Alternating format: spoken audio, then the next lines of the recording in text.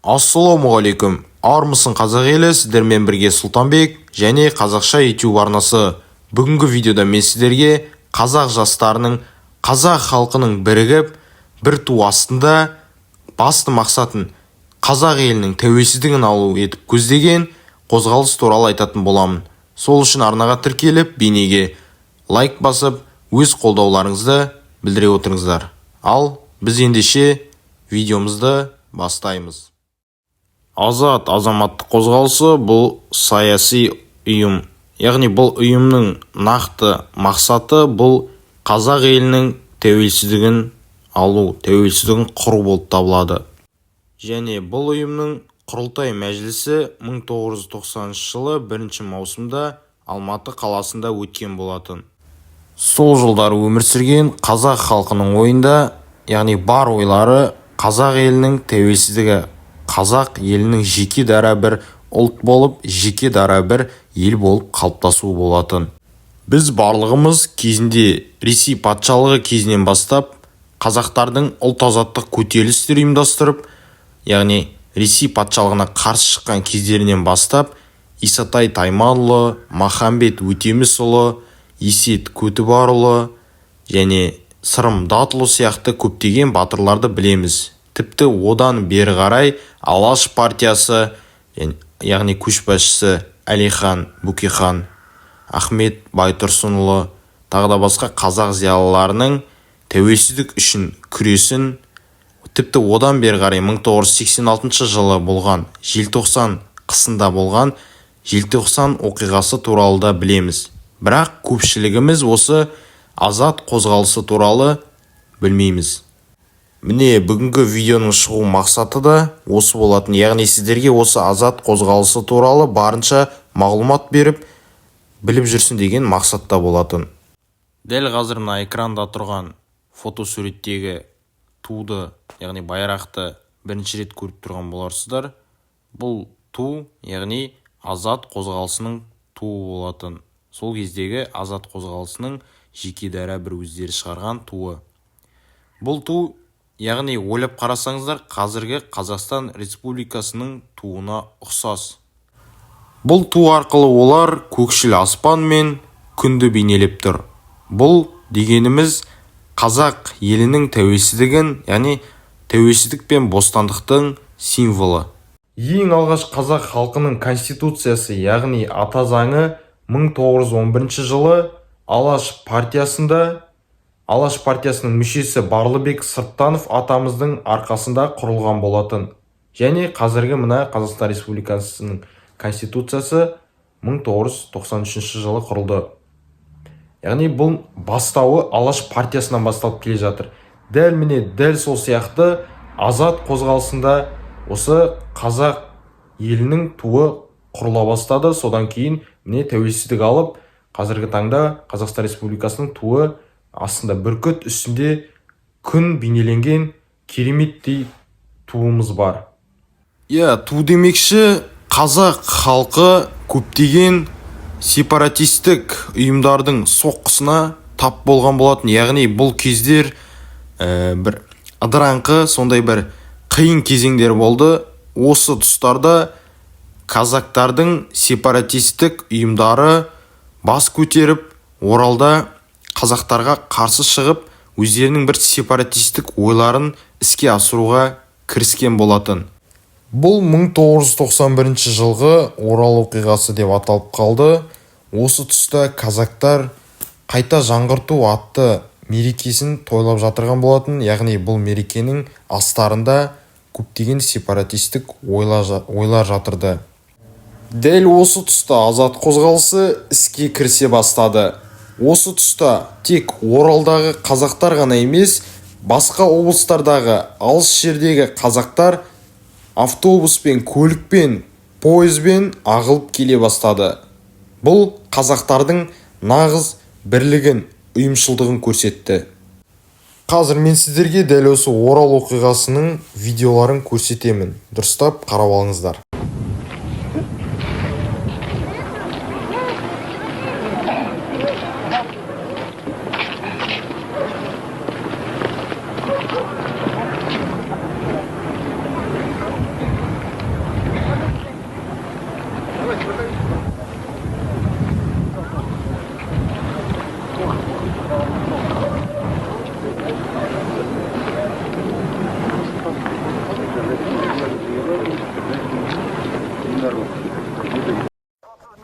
27 жыл бұрын Орал қаласында қазақ жігіттері казактардың мерекесінің быт-шытын шығарғаны мәлім. Орал оқиғаларына орай материалдарды саралап отырсақ, сол кезде Оралға барған Иркутск казактарының атаманы Николай Меринов Қазақстанның кейбір аймағын тартып алу ниеттері болғанын мойындаған. Оралдағы казактар сепаратистік ұрандарды ашық тастаған. 1991 жылы ақпан айында Урал автономды облысын құру идеясын айтып, оған Орал, Гурьев және Ресейдегі Қалмық автономиясын енгізуді көздеген. Армия мен қауіпсіздік органын құрмақшы болған. Жалпы Қазақстанның тәуелсіздік алатыны анық байқалғанда, Өскемен және Степногорск қалаларында жергілікті билік қарсылық қарарларын қабылдай бастаған. Ал Оралдағы текетіреске келсек, ондағы казактар патшаға қызмет еткендеріне 400 жыл толуын шайқалып атап өтпекші болған. Сол лепірме әрекет оттылап еткіз. Олар қазақтардың қарсы екенін біле отырып сөйтті. Алдында айтыс Горбачевқа жеткенде ол казактарға тиіспеңдер, оларда халық мерекелеуге хақы бар деген. Совет одағы Орыс империясының аты өзгерген бір түрі екені осыдан ақ білінеді. Оның үстіне казактар орыс колонизациясын енгізуші күш емес пе еді. 1991 жылы Орал қаласында болған самаралық Сергей деген біреу қарсылық ереуіліне шыққан қырғыздар қоршауды бұзып мәдениет үйіне жүгірді. Казактар қашты, ал атқа мінген милиционер қырғыз өзінің ұяластарына казактардың қайда қашқанын көрсетті деп еске алған. Қазақстанмен шекаралас тұрып, қазақтарды қырғыз деп сипаттауы оның сол сияқтылардың болмысын ашады, ниетін көрсетеді. Ал Орал өзінің Алаштың ордасы екенін кезекті рет дәлелдеді. Совет одағы оның биік рухын сындыра алмаған. Тәуелсіздік аяқ астынан туа қалған қалып деп ойлайтындар үшін келесі сюжет.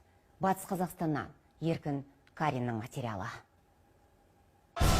Бұл 91 жылдың қыркүйегі. Казактар ақ патшаға 4 ғасыр бойы адал қызмет қылғанын тойлап жатыр. Басқосудың Оралда өткізілуі тегін емес.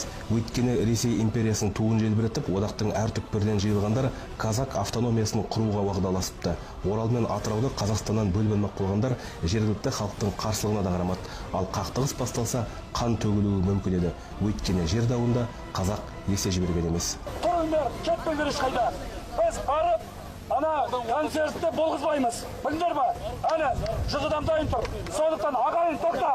Ұрып атсын, салап атсын, өлтіріп атсын, ешкім ештеңеге ешқандай да араласу болмайды, естеріңде болсын. Біз құрбан болып кетсек, сонда келесіздер артымыздан. Болды. Ашынған топтың арасынан шыққан 110 жергілікті казактар жиылған ғимаратқа беттеді. Халықтың талабын жеткізу үшін азап пен қорлыққа көнуге серт еткендердің бірі Мұнайдар Балмолда. Айтуынша 113 адамның ішінде қыздар да болған. Олар қамшымен ұрсын, қылышпен турасын, оқпен атсын, қарсылықсыз құрбан болуға бас тікті. Өйткені мұндай әдісті Индияда жаңағы ағылшын отарлаушыларына қарсы Ганди іске асырған екен. Алдымыздан ОМОН, милиция шықты ғой, мұздай қаруланған. Бірақ сол қазақтың көк байрақ туын, ол кезде көк байрақ туы да келген жоқ. Бірақ біз көк байрақ ту жасап алдық сол кезде. Көк түсті еді. Иә, көк түсті. Соның артынан мемлекетіміз туы сондай болды ғой.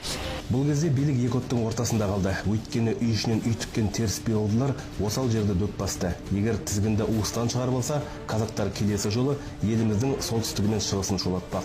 Бұған желпінген Жетісу казактарының да Алматыда ат ойнатары анық.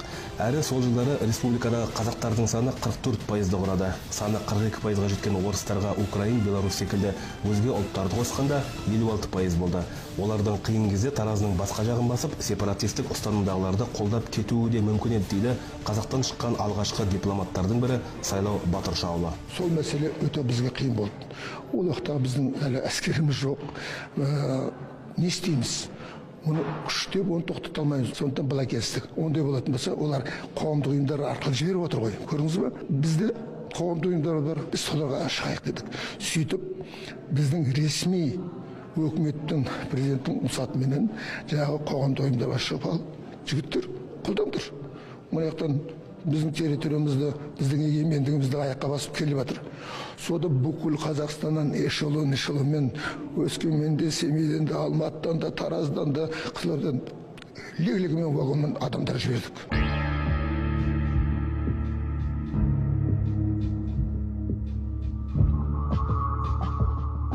КСРО-ның жоғары билігінде тұрған Горбачевтың, сонымен қатар оның айналасындағы адамдардың осы отты үрлеуі бұл былайша айтқанда екі ұлттың арасында сынақ ақты десек болады. Тарихи деректерге сүйенсек, мына Самара қаласында жаңағы танк полкі дайын тұрған. Яғни бұл екі ұлттың арасында соғыс, қақтығыс белең алған жағдайда осы жаққа басып кіруге жаңа дайын тұрған. Казактар жиналған ғимаратқа басып кірмек болған ашулы топты ақ жаулығын көпшіліктің алдына тастаған әйел адам тоқтатты. Ашуға мінген еріктілер де сабырға шақырды. Ал жер болған казактар алдын ала дайындалған автобустармен келген жағына кері жөнелді. Осылайша Казак автономиялық республикасын жариялау идеясы осымен тәмам болды. Бұл оқиғаға әділ баға берілуін талап еткендер аштықта жариялады. Намысшыл жігіттер күздің қара суығында көк асфальтты төсек қылып 4 күн бойы нәр татпады. Сол кезде 4 күн бойы бір түс көрдім. Шынжырланған қазақтарды көрем. Үсті басы қан, аяқтарының асты қар, мұздақта тұрған. Сосын сол түсімді марқұм Исатай Кенжалиев деген тарихшыға айтқан. Ей балам-ау дейді. Бұл арада сен жатқан жерде Естай Махамбеттің Тастөбеден қолға түскен сарбаздарын дүре соғып жариялап, Сібірге үркітке айдап салған ғой дейді. Ана Шпецругин деген сым болады, шыбық темір. Сонымен тірідей дәліз болып тұрады да, жан жақтан орыс қазақтар соққан ғой біздің бабаларымызды. Жаңағы 500 қайтара Қабыланбайларды соғады. Сонда бар соққандарың осы ма деп қайғырмайды дейді ғой Қабыланбайлар. Соларды түсінде көргенсің ғой дегенде көзден жас кетті ғой. Осыдан кейін Орал оқиғасын зерттейтін комиссия құрылатын болды. Қазақтарға тойтарыс берілгесін еліміздің басқа өңірлерінде бас көтермек болғандар жуасып қалды дейді оқиға куәгерлері. Міне дәл осы казактардың сепаратистік ұйымдарына қарсы шығып, олардың сепаратистік арам пиғылдарына қарсы тойтарыс берген қазақ жастарының, яғни Орал оқиғасында болған азат қозғалысы мен қазақ халқының ерлігі әр жерде, кітаптарда, мектептерде айтылу керек деп ойлаймын. Дәл осы бейне таралып кету үшін өз үлестеріңізді қосып кетсеңіздер, яғни бұл қандай үлес? Арнаға тіркеліп, бейнеге лайк басып, осы бейнені басқа да достарыңызға жіберіңіздер, таратыңыздар. Барлығы осы азат қозғалысы туралы, қазақ халқының біріккені туралы біліп жүрсін. Және осылай мағлұматтар тарала берсе, мүмкін мектептерде осы туралы, осы кездегі жастардың ерлігі туралы мектептегі кітаптарға, оқулықтарға түсіп та қалып жатар. Сол үшін сіздерден тек барынша қолдау күтемін. Рахмет. Сіздермен болған Сұлтанбек және қазақша YouTube арнасы. Сау саламатта кездескенше сау болыңыздар.